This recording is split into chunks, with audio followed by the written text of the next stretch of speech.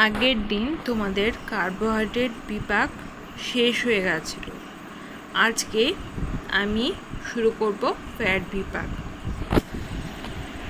আচ্ছা, fatty acid বা ফ্যাটের মেটাবলিজম সম্পন্ন হয় কখন? সম্পন্ন হয় যখন ফ্যাটি অ্যাসিডের সম্পূর্ণরূপে জারণ হয়। ঠিক আছে, ফ্যাটের জারণ দুভাবে সম্পন্ন হতে পারে। একটা হচ্ছে বিটা জারণ আর একটা হলো ওমেগা জারণ। আজকে আমি তোমাদের বিটা জারণটা পড়াবো। বিটা জারণ কখন হয়?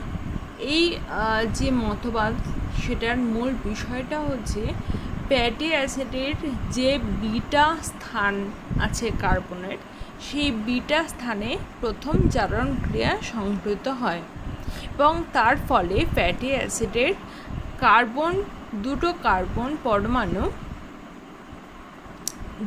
কার্বন অ্যাসিটাইল কোয়ে হিসেবে এরা বেরিয়ে যায় এবং এই ঘটনার সাইকেল হয়, মানে পুনরাবৃত্তি ঘটে এবং বিটা জারণের প্রত্যেকটা স্টেপে দুই কার্বন সমন্বিত অ্যাসিটাইল কোয়ে নির্গত হয় এবং ফ্যাটি অ্যাসিডের দুটো কার্বন কিন্তু কমে যায়।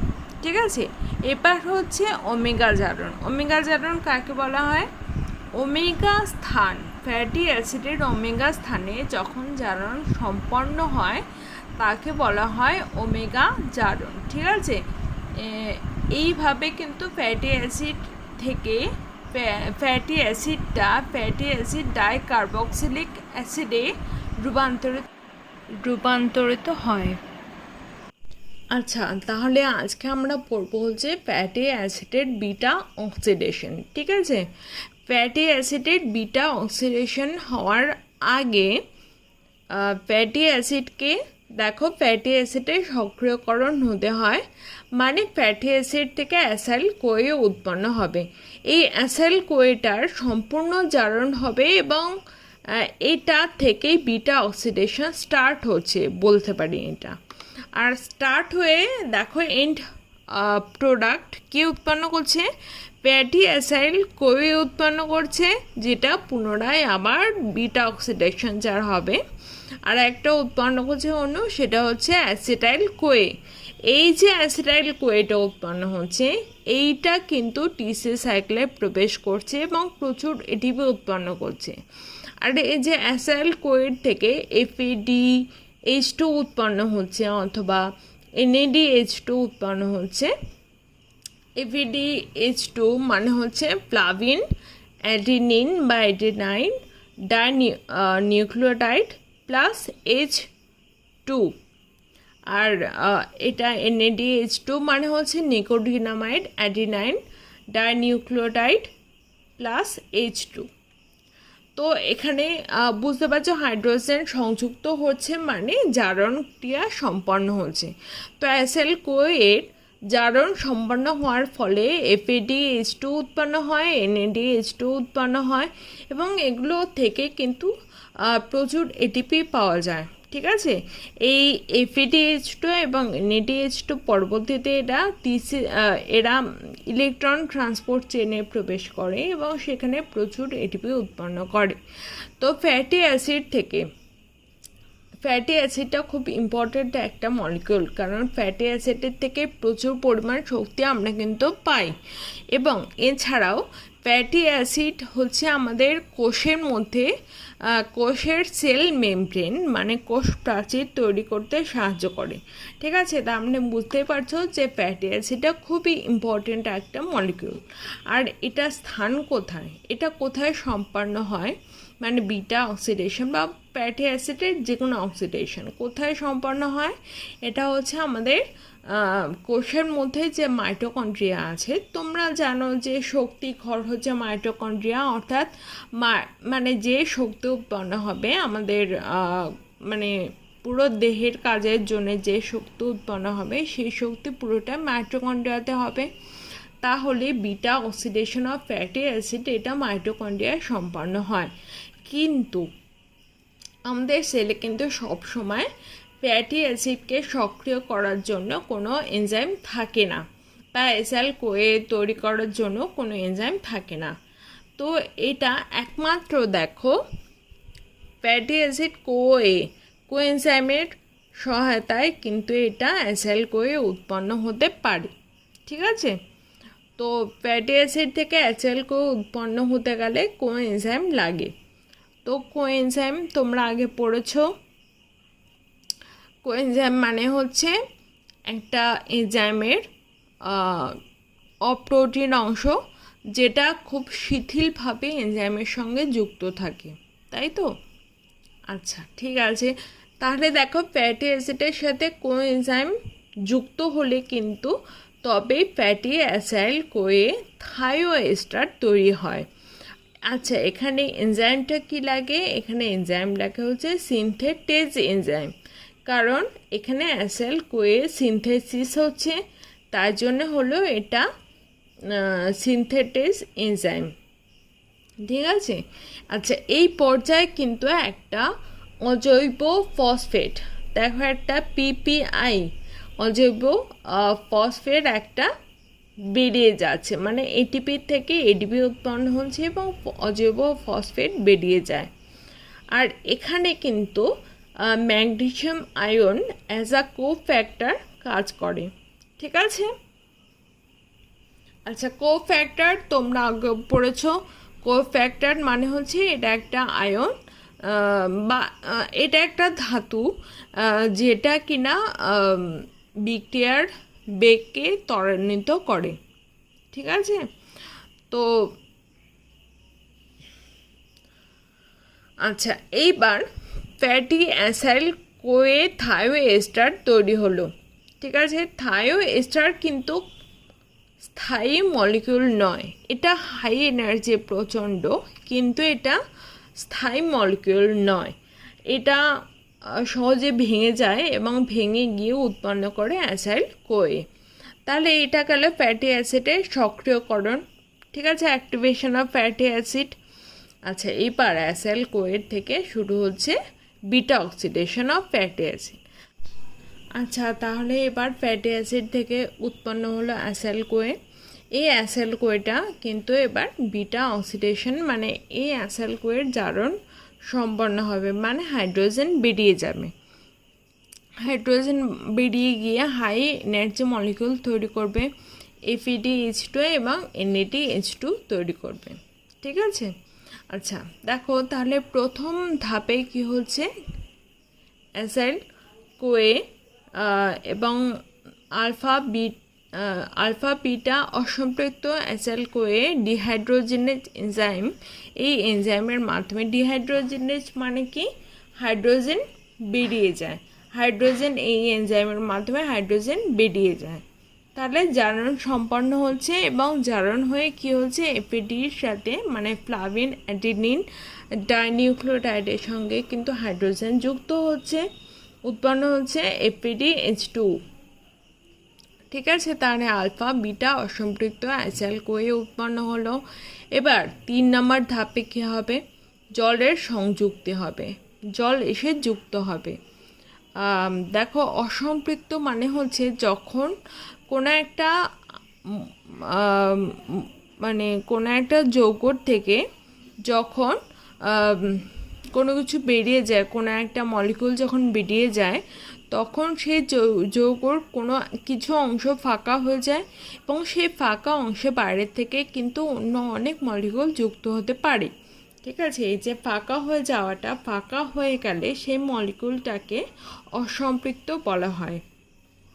তাহলে মানে হাইড্রোজেন বেরিয়ে যাওয়ার জন্য উৎপন্ন হলো আলফা বিটা অসম্পৃক্ত অ্যাসাইল কোয়ে। ঠিক আছে। এইবার 3 নম্বর ধাপে একটা জল সংযুক্ত হবে, জল সংযুক্ত হলে উৎপন্ন হবে বিটা হাইড্রক্সি অ্যাসাইল কোয়ে এবং সেখানে যে এনজাইমটা কাজ করছে সেটা হলো এনোল কোয়ে হাইড্রেটেজ এনজাইম কাজ করছে। ঠিক আছে। হাইড্রেট হওয়া মানে জল যুক্ত হওয়া, আর ডিহাইড্রেট মানে জল বেরিয়ে যাওয়া, তাই তো? তো হাইড্রেটেজ এনজাইম এখানে কাজ করছে, জল সংযুক্ত হচ্ছে, উৎপন্ন করছে বিটা হাইড্রক্সি অ্যাসাইল কোয়ে। আচ্ছা, এইবার 4 নম্বর ধাপে কি হচ্ছে, বিটা হাইড্রক্সি অ্যাসাইল কোয়ে থেকে আবার হাইড্রোজেন বেরিয়ে যাচ্ছে, সুতরাং আবার জারণ হচ্ছে। ঠিক আছে, জারণ হয়ে ফাইনাল স্টেপে কি উৎপন্ন করছে, আলফা বিটা অ্যাসাইল কোয়ে। ঠিক আছে, তাহলে প্রথমে উৎপন্ন করেছিল আলফা বিটা অসম্পৃক্ত অ্যাসাইল কোয়ে, আর শেষে উৎপন্ন করছে আলফা বিটা অ্যাসাইল কোয়ে।